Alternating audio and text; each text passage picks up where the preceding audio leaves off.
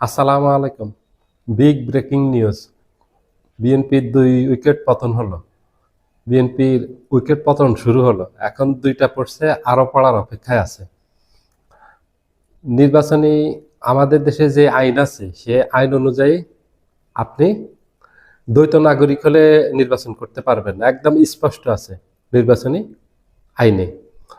আপনি ঋণ খেলাপি হলে নির্বাচনে অযোগ্য ঘোষিত হবেন। আপনি নির্বাচন করতে পারবেন না। বিএনপির গতকালকে একজনকে অবৈধ ঘোষণা করছে নির্বাচন কমিশন।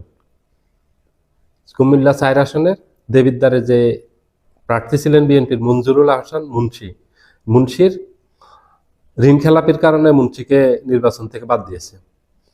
আজকে কুমিল্লা ১০ আসনের বিএনপি মনোনীত এমপি প্রার্থী, উনি তার আগে ৩বার এমপি হয়েছেন, আব্দুল গফির ভূঁইয়া। উনি দ্বৈত নাগরিকত্বের কারণে ওনার ফাইনালি আজকে নির্বাচন কমিশন ওনার